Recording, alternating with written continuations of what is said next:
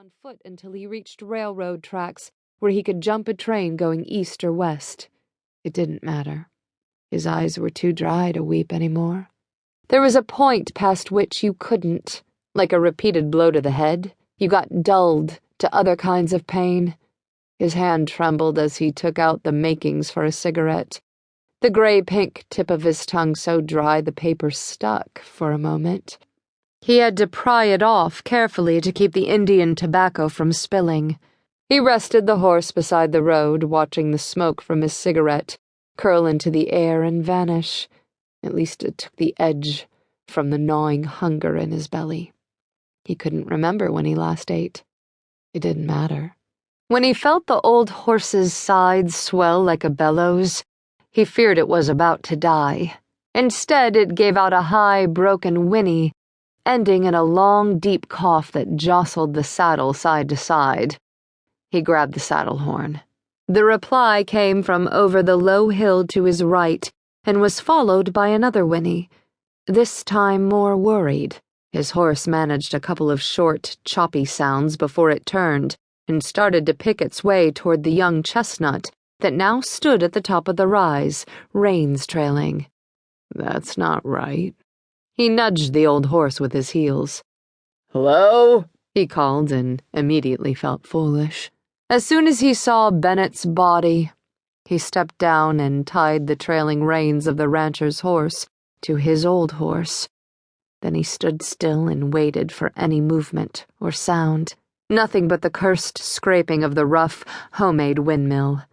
He narrowed his eyes to examine the shadows, looking for any deeper shade that would indicate a man crouched there.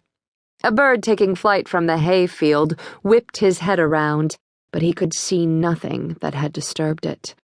When he was satisfied he was alone, he moved close enough to see the body of a young Indian woman in the hole, and Bennett's figure curled like a boy asleep in his bed beside her, with the bloody hole in his chest.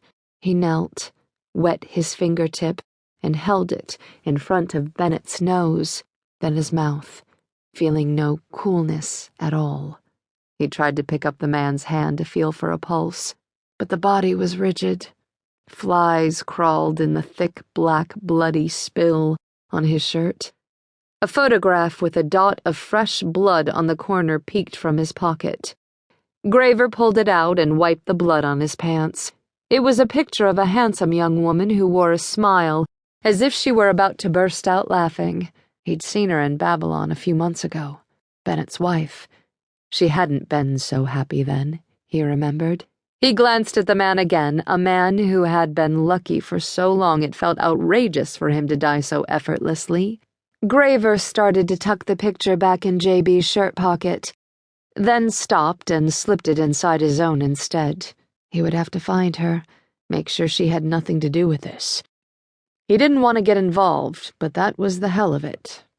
Now he was. The Indian girl looked much the same, only she appeared to be a more recent kill, her eyes still moist in the corners, a silvery tear streak visible on her cheek, a fly drinking from it.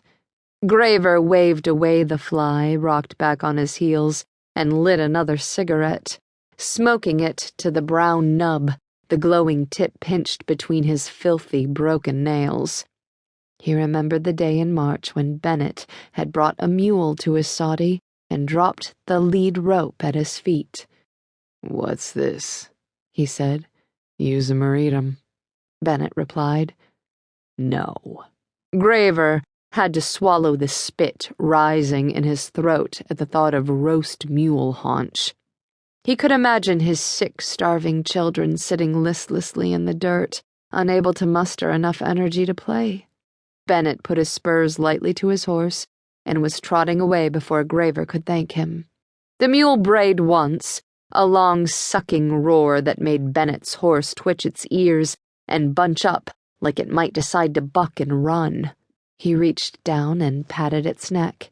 It was too late, of course. The mule made them all so sick, it finished off the youngest the first night, and his wife lasted long enough to see the other two as they passed, one by one, starving, stomachs bloated with